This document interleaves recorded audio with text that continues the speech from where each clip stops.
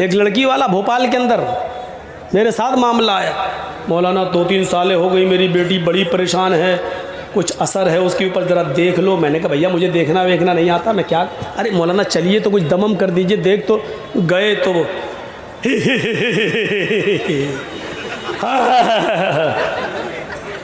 मैंने कहा यार ये तो बड़ी आंखें फाड़ रही है, कहीं कच्चा ना चबा जाए। क्या है, अपने बाप से कहती किसको लाया है, बड़े बड़े आ गए कुछ नहीं कर पाए, ये कल का लौंडा ये क्या करेगा। मैंने कहा यार ये तो अभी सुना रही है उल्टी सीधी।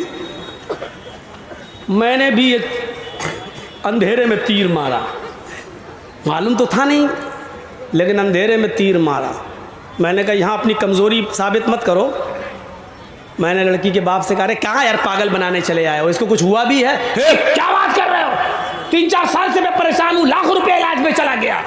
मैंने कहा ये तो बेवकूफ़ बना रही, इसको कुछ हुआ ही नहीं है। कहते क्या बात कर रहे हो। मैंने कहा सुनो, उसके कान में मैंने कहा लड़की के बाप से, तुम्हारी बेटी जिस लड़के से शादी करना चाहती है तुम्हें एतराज़ है। क्या बात कर रहे हो। मैंने कहा वो स्कूल में जाती थी, किसी लड़के से प्यार कर बैठी है। ये सब मैं ऐसे ही कह रहा हूँ, मुझे खुद नहीं मालूम, अंधेरे में तीर चला रहा हूँ मैं। मैंने कहा कि उस लड़की का प्यार हो गया और तुम्हें पता चल गया, तुम शादी नहीं होने दे रहे हो, इसलिए वो सब ड्रामा कर रही है, शायद मेरे बाप इस ड्रामे से तंग आ जाएं और हमारी शादी उसी के साथ कर दें। कि मौलाना ये बात तो सही है कि उसको किसी लड़के से प्यार हुआ है, लेकिन वो ऐसा क्यों करेगी। अब हमें कड़ी मिल गई, कड़ी ये मिल गई कि बाप ने इस बात को कबूल कर लिया कि हाँ किसी लड़के से प्यार हुआ है। मैंने कहा ये प्यार का मैटर है। मैंने कहा चलो जर्जीस दिल में सोचा इसका इलाज करके देखो, बस एक अंधेरे में तीर। मैंने कहा अच्छा ठीक है, एक काम करो 1 किलो सरसों का तेल लाओ। वो लोग ले आए जल्दी से। मैंने उन्हीं के सामने कहा स्टोव जलाओ, स्टोव जला दिया। मैंने कहा कि इस तेल को कढ़ाई में गरम करो। वो गरम होने लगा, उबलने लगा, खोलने लगा। जब लड़की देख रही है हंसे, जब खूब खोल गया, उबल गया, तो मैंने लड़की के बाप से और उसके भाई से कहा कि दोनों भाई मिलकर इसके दोनों हाथ पकड़ लो, और लड़की के बाप से कहा कि तुम इसका सर मजबूती से पकड़ लो। बोले क्या करोगे। मैंने कहा मैं बताता हूँ। मैंने कटोरी में ऐसे तेल लिया और मैंने आगे बढ़ा, खोलता हुआ तेल। कहने लगे क्या करोगे। मैंने कहा वो इस लड़की के कान में मैं डालूंगा ये तेल। बोले क्यों। मैंने कहा जो शैतान इसके अंदर घुसा हुआ है वो कान और आंख के रास्ते से अभी निकल के भागता, तुम देखिएगा। मैं इस लड़की के कान में डालता हूँ ये तेल, खोलता हूँ, पकड़ो कस के। जैसे हम लेके आगे बढ़े, हमने कहा पकड़ो पकड़ो। हमने कहा इस लड़की को कुछ नहीं होगा, वो जिन्नात भागेगा जो इसके अंदर है, पकड़ो। उन लोगों ने मजबूती से पकड़ा और जैसे ही मैं करीब गया वो कहती ए मौलवी क्या कर रहा, मुझे कुछ नहीं हुआ, मुझे कुछ नहीं हुआ। अबे मेरे कान फाड़ेगा, मेरे पर्दे फाड़ेगा, अरे मुझे कुछ नहीं हुआ। मैंने कहा देखो ये तो कह रही कुछ नहीं हुआ। मैंने कहा बता कब से बेवकूफ़ बना रही है, अपने आप सब कह। मैंने जल्दी बता नहीं तो अभी 3 साल से। क्यों, हमारी शादी नहीं होने दे रहे हैं वहाँ। हमने देखा 3 साल से ड्रामा कर रही है, 3 साल से। बजाय इसके कि तुम अपने घरों में अपनी जवान बेटियों का इलाज कराने के लिए किसी मस्जिद के इमाम, तावीज, झंडे, झाड़ फूंक करने वाले को बुलाकर लाओ, उससे पहले ये तजर्बा करके भी देख लो, देखो कैसे भूत और पलीत उसके ऊपर से भागता है। लाते हो कठमुल्ला को, वो कहता है जिन्नात है, 40 दिन तक सूरह जिन पढ़ना पड़ेगी।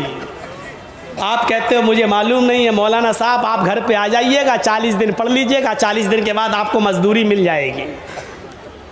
40 दिन तक वो पढ़ता रहा, आप ऑफिस में जाते हैं, 20 ही दिन हुए, पता चला बेटी भी गई, या बीवी भी था तो बीवी भी गई, वो मौलवी भी गया,